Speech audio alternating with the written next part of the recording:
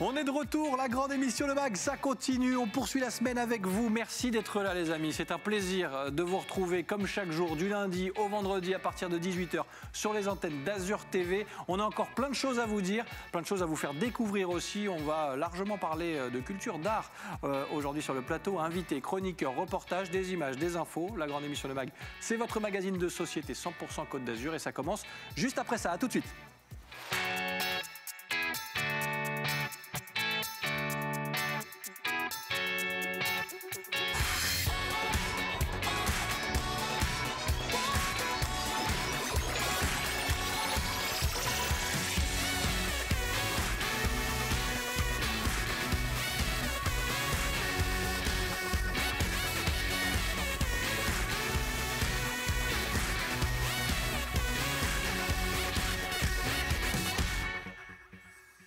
Nous sommes le jeudi 18 mars, vous regardez la grande émission Le Mag. Merci d'avoir choisi votre magazine de société 100% Côte d'Azur pour passer la prochaine demi-heure, vous installer tranquillement. On s'occupe du reste avec un programme très chargé aujourd'hui, vous allez le découvrir tout de suite. C'est un artiste qui sera sur ce plateau dans un instant puisque c'est Jaune qui sera avec nous. On va découvrir son univers, il se passe plein de choses, une actualité très chargée. Bien sûr, sur la Côte d'Azur, on a la chance de l'avoir avec nous.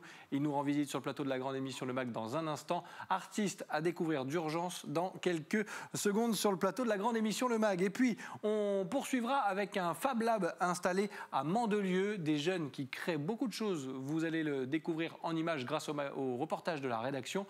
Encore une fois, un peu d'innovation, un peu d'idées aussi, ça fait du bien. Et ça se passe sur la Côte d'Azur. Et puis, on terminera cette émission avec un petit appel visio. On va s'intéresser à une association qu'on adore et qu'on soutient, bien sûr. C'est Enfants Star et Match avec Fabrice Raveau qui sera connecté à ce plateau parce que là aussi il se passe des choses et on va continuer à parler solidarité et s'adresser à ces enfants par l'intermédiaire de l'association Enfants Star et Match qu'on mettra en avant dans la rubrique À vos côtés dans la deuxième partie de cette émission. Nous on se retrouve en plateau, on se pose et on accueille Daisy et cette coiffure. Incroyable. Comment ça va, Daisy? Fallait que tu le dises. Hein. Oui, parce que ça fait un quart d'heure depuis avant l'émission. Voilà, ça fait un quart d'heure que je suis sur le look Dynasty 82. Non, mais j'adore. Il faut. Non, mais très bien. En ce moment, ça faisait, je crois, un mois que je ne m'étais pas lavé les cheveux. La coiffure est impeccable. Petite tenue printanière. Voilà. Printanière, bientôt le 21. Oh, oui, voilà. On y arrive. On espère en profiter surtout. C'est ça, exactement. Très bientôt. Voilà. Daisy, on va parler d'art aujourd'hui sur le plateau de la grande émission Le Mag et on va accueillir ensemble notre invité du jour. C'est Jaune qui est avec nous.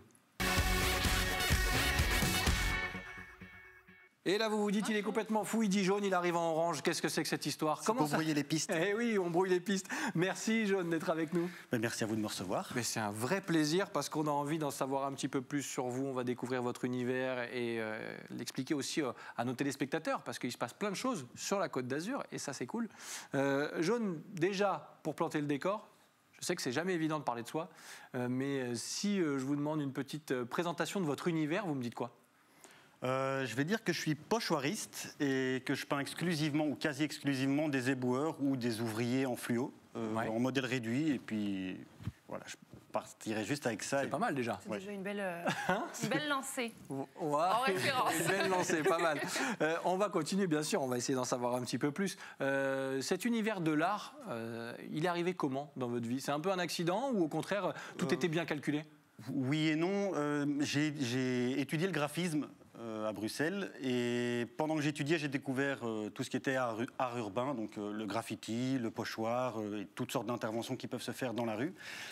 Et en même temps, je travaillais comme éboueur pendant l'été et du coup, ça s'est croisé.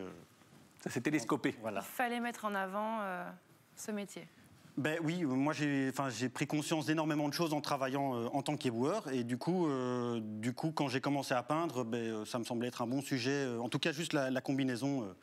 Il y avait beaucoup d'éléments qui me disaient que c'est intéressant de le taper en rue, en petit.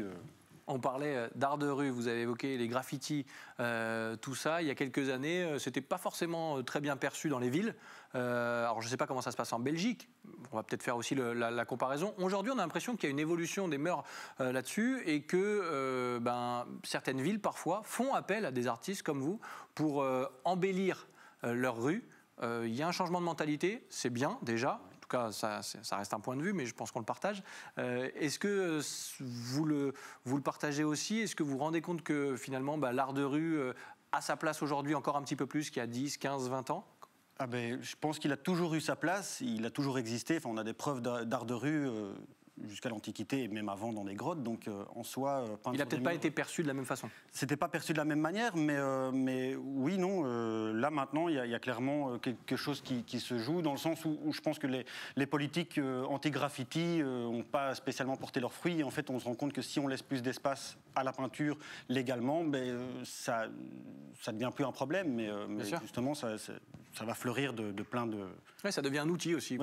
Ça a mis du temps en fait pour être reconnu et surtout maintenant c'est même étudié dans les écoles d'art, l'art de rue. Ils en parlent énormément et ils le prennent aussi en avant, quoi. Ils le mettent en avant. C'est je vais pas dire un nouveau champ de l'art parce qu'il existe, comme je disais, depuis un moment, mais c'est clairement une ouverture, ne fût-ce qu'en termes de support, de peindre sur un mur, c'est complètement différent que de peindre sur une toile. Et le fait de le faire en rue, on le fait entouré de bâtiments qui ont une histoire ou pas. Voilà. Il y a beaucoup de choses qui interagissent et qui viennent nourrir déjà le travail avant même de commencer.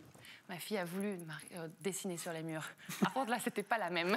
Oui, parce que dans le salon, c'est plus de l'art de rue, c'est de l'art de salon. Et là, il faut choisir les murs. Voilà, il faut juste choisir les murs. D'ailleurs, comment ça se passe? Est-ce que c'est le mur qui fait l'œuvre ou est-ce que quelle est votre approche par rapport à ça? Parce que forcément, le décor, il est infini finalement pour vous. Oui, en fait, le truc, c'est que mon travail, grossièrement, fonctionne un peu comme des Lego. C'est que tous mes personnages ont la même échelle et donc sont potentiellement interchangeables. Enfin, ils peuvent se connecter entre eux, faire des petites histoires, un qui parle à l'autre, un qui se bat contre l'autre. Et du coup, après, en rue, comme ils sont pas très grands, ils ont la taille quasi d'une poupée Barbie ou d'un Action Man, donc c'est une taille qu'on connaît un peu tous. Et il y a toujours moyen de l'asseoir sur un rebord de fenêtre. S'il y a une fissure dans le mur, je peux exploiter ça pour faire un... Enfin voilà, j'en ai qui sont en position pour grimper, qui sont en train de se poser. Il y a plein de... Ouais, j'ai, je crois, plus de 150 personnages dans des positions différentes, et donc je peux vraiment tous les combiner.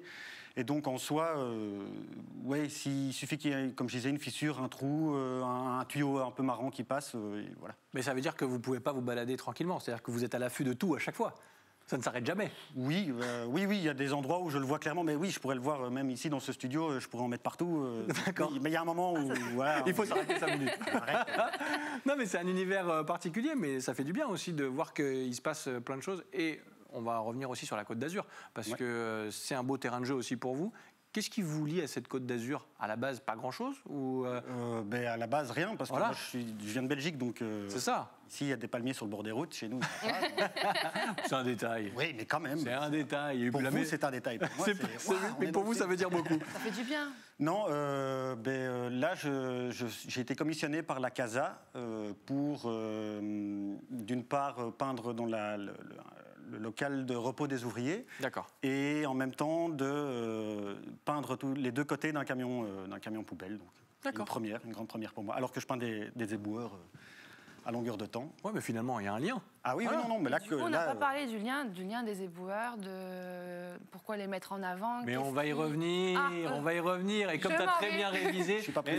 Et comme elle a tellement bien révisé que j'ai préparé un quiz, elle sait déjà tout. Elle a les questions avant que je lui donne. C'est énorme. C'est génial. Mais c'est la bonne élève. Mais j'arrive toujours à me tromper des fois quand je connais. C'est vrai qu'il y a toujours un petit raté. Parce qu'il en faut un. Il en faut un. Mais elle fait partie des bonnes élèves. Je ne devrais pas le dire parce que c'est comme à l'école. On ne dit pas trop aux bons élèves qui sont bons, sinon après... C'est gentil, mais j'ai toujours mes triches.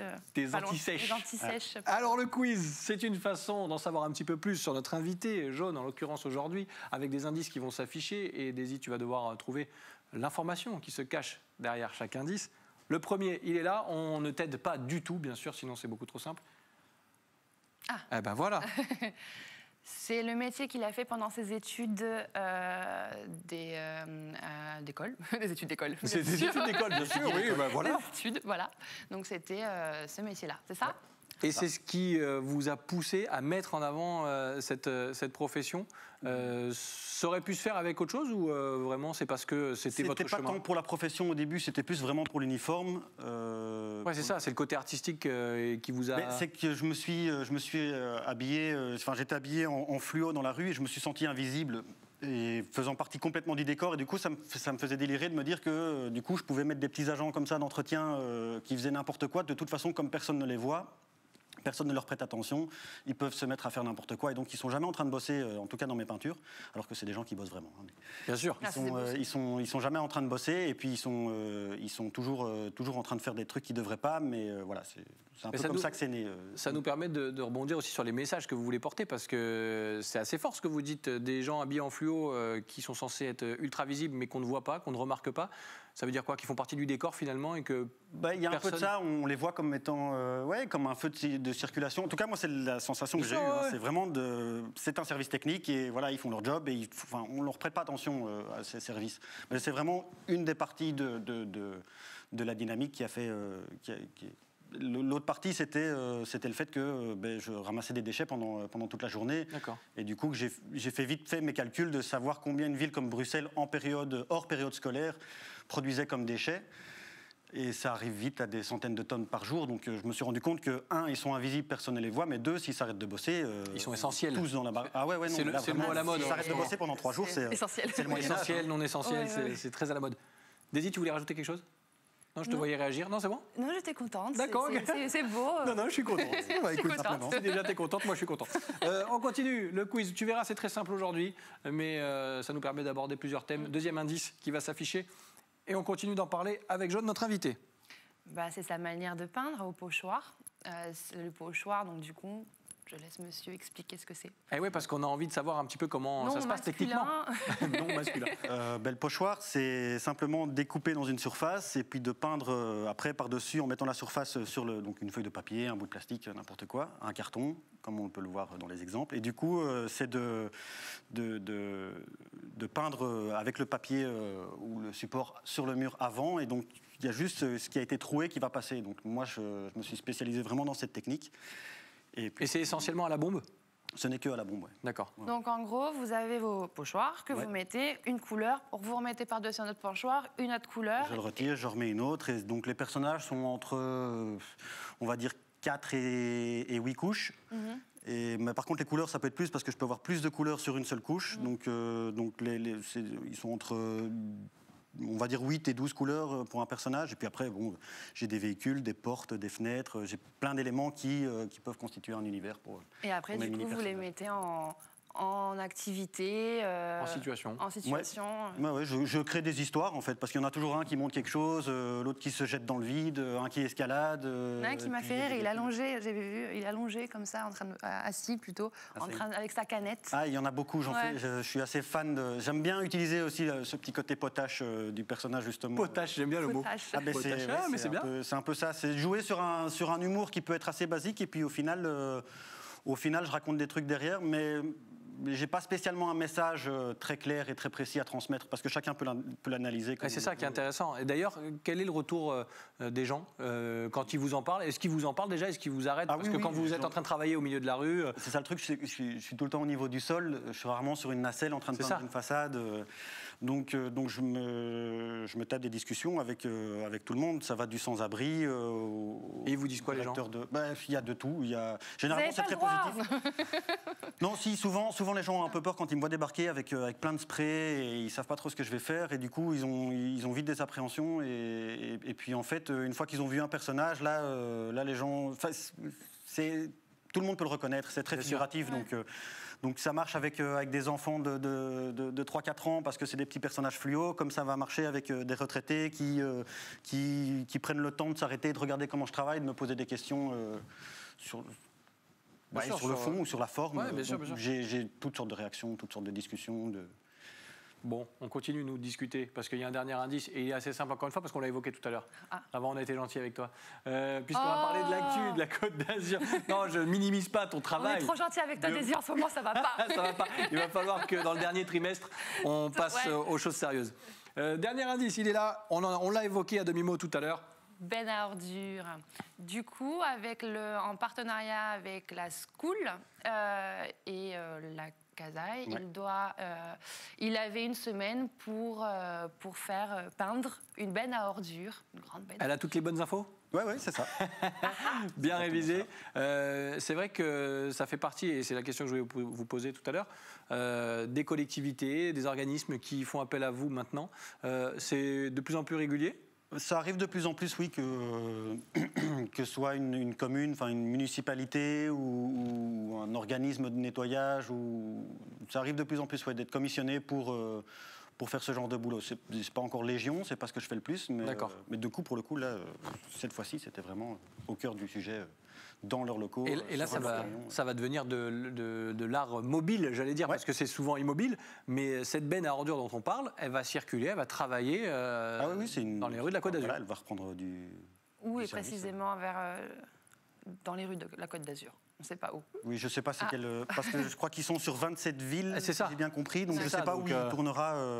Et ils vont peut-être le reproduire aussi, enfin faire un sticker pour en mettre sur d'autres à partir de l'original. Je ne sais pas. Vous n'êtes pas contenté de la benne, puisque vous avez aussi. J'ai fait aussi leur salle de repos. Donc j'ai fait des petites interventions dans leur salle de repos où il y a ces personnages-là qui sont en train de ne pas bosser. Comme d'habitude. Enfin, dans la salle de repos. Hein. Bien sûr, dans une salle de repos, elle porte bien son nom, puisque forcément, on se repose. Et juste une question, en général, combien de temps ça dure? Pour une fresque comme ça va être une journée? Ça va dépendre, parce qu'un personnage, si les conditions sont bonnes, je peux peindre un personnage en 10-15 minutes s'il y a les bonnes conditions climatiques, que tout est prêt et que je sais déjà lequel je vais faire. Et puis après, le camion, c'était 7 jours recto verso. Il y a des boulots qui ont pris plusieurs mois. Ça dépend vraiment de la surface. C'est moi qui m'arrête quand j'en ai marre, en soi, ou en fonction de la demande. Généralement, elle n'est pas très précise. On me laisse assez libre. Carte blanche. Oui. C'est bien, c'est comme ça que ça marche aussi. Moi, parce que brider un artiste, moi, j'essaierai pas, en tout cas. En tout cas, nous, on continue de discuter avec Jaune sur le plateau de la grande émission Le Mag. On va faire juste une petite pause, une petite parenthèse qu'on va ouvrir ensemble avec le reportage de la rédaction. Dans un instant, on sera connecté aussi avec notre deuxième invité qui nous parlera d'une association. On s'intéressera aux enfants qu'on va pouvoir aider sur la Côte d'Azur et partout en France. On l'évoquera avec lui. Mais juste avant, je le disais, Fab Lab, direction Mandelieu, avec des jeunes qui ont des idées, qui se bougent, qui font des choses, tout ça dans un milieu très encadré, mais vous allez découvrir tout ça avec ce sujet d'Alexis Ricard. Le collège des Mimosas à Mandelieu-la-Napoule se dote d'un Fab Lab, un espace de créativité mais aussi de fabrication où les élèves imaginent, conçoivent et donnent vie à différents projets. Par exemple, à l'extérieur, les collégiens ont imaginé un ensemble de mobilier composé de bancs notamment. Un ambitieux projet basé sur les envies et les observations des élèves. Ce qu'on voulait, ce qui manquait. Par exemple, il manquait de couleurs. C'était tout le temps avec des angles, donc pas rond. Et il manquait de végétation aussi. Tout là, c'est de l'espace gaspillé, je trouve. Donc on a décidé de mettre des choses pour occuper l'espace et de mettre des abeilles pour l'environnement. Pour concrétiser un tel projet, des étudiants du lycée Léonard de Vinci d'Antibes amènent leur expertise afin de valider un cahier des charges et lancer la fabrication. À leur disposition, différents outils, des ordinateurs aux logiciels de modélisation jusqu'aux imprimantes 3D. On a travaillé sur la communication visuelle, sur l'architecture. Ils vont étudier les matériaux, donc il y a aussi les sciences physiques qui rentrent en ligne de compte. Quand on fait un projet architectural et une planche architecturale, on en vient aussi à rédiger du texte. Donc il y a aussi finalement toute la partie maîtrise de la langue française qui entre en jeu. Et puis le fait de savoir faire passer ses idées. Le Fab Lab est un espace ouvert à tous. De nombreux projets vont suivre. Partie intégrante du plan Green Deal du département, un premier Fab Lab avait déjà vu le jour au collège Berton à Antibes en 2019. Voilà, merci Alexis Ricard de la rédaction d'Azur TV, emmené par Nicolas Galup, que vous retrouvez tous les soirs du lundi au vendredi dans le grand direct. Oui, on parle info sur Azur TV, juste après la grande émission Le Mag, qui continue, nous, sur ce plateau, avec de l'art, de la culture et notre invité Jaune qui est avec nous. Merci encore de passer ce moment avec nous, c'est un plaisir. Et un plaisir aussi de partager avec Daisy qui est là. Comment ça va, Daisy? Toujours, c'est très bien. Ouais, tout va bien. Je suis contente encore. Ben oui, mais elle a toujours le sourire, elle est toujours contente, si vous voulez que je vous dise. Ben oui, mais en plus, quand on discute avec des artistes, ça fait du bien. Un mot avant de rejoindre notre deuxième invité dans 30 secondes sur cette Côte d'Azur. Est-ce que ça donne envie de revenir faire des choses? Parce que c'est une région où on peut dire que c'est un sacré terrain de jeu. Est-ce que ça vous a donné des idées? Oui et non. Enfin, ça m'a pas donné spécialement des idées parce que j'ai été vraiment focus que sur mon camion. Donc j'ai même pas encore vu la mer. J'ai vu qu'il y avait des montagnes de loin. J'ai vu qu'il y avait une mer de loin, mais pas sûr. Donc il faut que je vérifie tout ça. Ouais. Il faut aller voir quand même. Mais oui, non. Clairement, l'équipe avec la school, tout se passe super bien. Et puis, enfin voilà, c'est des gens qui captent très bien comment on bosse, qui ont déjà bossé avec beaucoup d'artistes. Et donc c'est un vrai plaisir. Donc oui, j'ai envie de revenir et on est en train de travailler dessus. Ah bah voilà. Oui, voilà, bon, on aura des petites infos qu'on essaiera de vous donner. Bah oui. Et puis on suivra ça de très près avec les équipes d'Azur TV. Nous, on continue parce que sur Azur TV, on a quelques associations qu'on aime bien mettre en avant, bien sûr. On essaye de le faire régulièrement dans la grande émission Le Mag. Et c'est le cas encore aujourd'hui avec notre rubrique À vos côtés.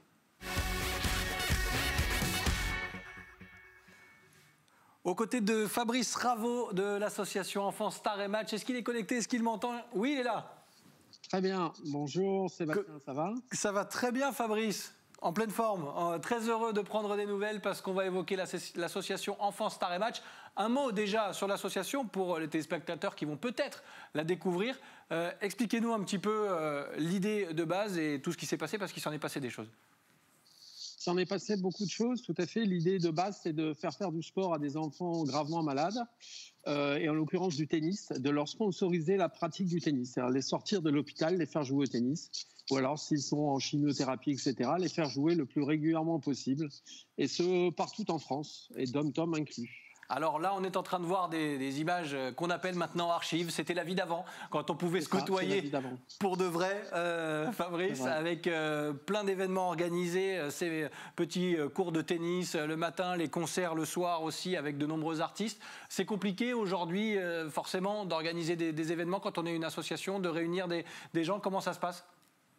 C'est-à-dire que les événements rassemblaient des enfants malades, certes, mais permettaient aussi de rassembler du public et des partenaires, des sponsors qui peuvent nous aider, parce que pour aider des enfants, on a besoin d'argent. Et pour faire venir ces sponsors, etc., la médiatisation par le biais d'événements était positive. Cependant, maintenant, on est obligé de faire avec ce qu'on a, c'est-à-dire les réseaux sociaux, etc. Et j'espère qu'on va y arriver quand même à continuer d'aider les enfants. On espère bien et nous on va essayer de contribuer aussi à tout cela. Alors aujourd'hui c'est un projet national parce que c'est vrai qu'on connaît très bien l'association sur la Côte d'Azur, mais vous avez besoin évidemment d'aide, vous venez de l'évoquer aussi Fabrice, pour développer au national encore beaucoup de choses. Oui, tout à fait. C'est-à-dire l'idée, le projet, je vais dire actuel, mais qui a maintenant 7 ou 8 mois, c'est de sponsoriser totalement la pratique du tennis pour un enfant gravement malade dans chaque département de France et dom-tom. Ce qui fait 100 enfants malades à qui on va tout payer, les vêtements, etc., la pratique, une année d'école de tennis avec un prof de tennis et ainsi de suite. Mais pour ça, évidemment, on a besoin de sponsors. Mais je pense que les événements vont revenir bientôt. Le Covid va nous quitter un petit peu, je pense quand même. Il faut espérer. On espère, on croise les doigts bien sûr et permettez-moi de saluer aussi tous les gens qui bossent avec vous parce qu'il y a des bénévoles, l'association avec votre épouse bien sûr qui travaille beaucoup, donc on espère vraiment pouvoir revenir participer à des événements et mettre en avant cette association pour les enfants. C'était un plaisir de le faire déjà là, même virtuellement Fabrice, et on continue de vous surveiller. Mais nous aussi, merci, nous aussi, on regarde Azur TV et vous êtes un excellent joueur de tennis, Sébastien. Donc, merci beaucoup, il va falloir que je travaille un peu le revers quand même parce que ça fait longtemps. Merci Fabrice, à très bientôt. À bientôt, bye bye, merci à tous. Merci beaucoup, voilà, Fabrice qui balance des petits dossiers comme ça, voilà. Qu'est-ce que tu veux que je te dise? Mais voilà, ça fait du bien. Il se moquait, c'est ça? Comment? Il se moquait, c'est ça? Non, je suis un super joueur de tennis. Ah ouais? Attends, tu rigoles ou quoi? Dès qu'on pourra, tu verras. Ouais. Je te montrerai ce revers à deux mains. Il ne se fait plus. Nous, on en a presque terminé parce que ça passe beaucoup trop vite dans cette émission. Et on a encore le dessin de Rémi Molinari à voir aussi. Jaune, merci encore d'avoir passé ce petit moment avec nous. Avec plaisir, merci à vous. C'était un vrai plaisir. La Belgique, le retour, comment ça se passe là les prochains jours? Je remonte d'abord une semaine sur Lyon pour peindre dans un campus, un autre projet avec plein d'autres artistes. Ouais. Et du coup, les calendriers sont bien mis. Donc voilà, comme c'est sur la route, je m'arrête une semaine et puis retour en Belgique. Et là on suit d'autres boulots en Belgique. Comment ça se passe de bosser? Pardon. C'est une belle évolution. Donc du coup, là, on sait que les projets suivent sur il y en a constamment. J'ai pas le temps de m'arrêter. C'est bon signe. Et travailler, juste un mot pour finir là-dessus, travailler avec d'autres artistes, comment ça se passe? Est-ce que chacun est dans sa bulle? Est-ce que finalement, non, vous arrivez à partager, à échanger? Non, on échange beaucoup. On fait beaucoup ce qu'on appelle les collabs, des collaborations où on mixe les travaux.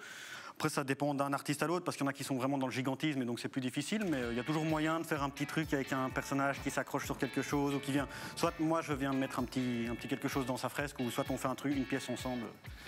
Bon, il y a plein de choses qui se passent. C'est de la création, voilà. Exactement. C'est comme ça qu'on résumera tout ça.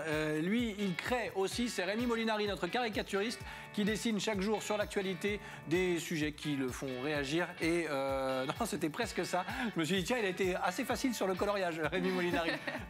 Voilà, transfert Covid, vous avez des lits? Oui, mais on n'a pas d'hôpital. Oui, c'est embêtant. Effectivement, en ce moment, c'est compliqué, ces transferts de patients, mais on croise les doigts. Prenez soin de vous, faites attention, les gestes barrières, le respect des règles sanitaires au maximum, bien sûr, vous le savez. On continue, on le répète.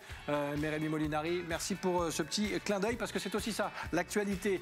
Merci beaucoup, Jaune. On rappelle que demain, vendredi 19 mars, inauguration à la School de cette benne ordure. Ça sera, pour finir, ça sera la Casa Valoris. Ah d'accord, j'avais la School, mais bon, la Casa Valoris, ça me va aussi, il n'y a pas de problème, avec plaisir, Jaune. C'est dit maintenant. Mais voilà, au moins c'est dit. Merci, Daisy. Merci.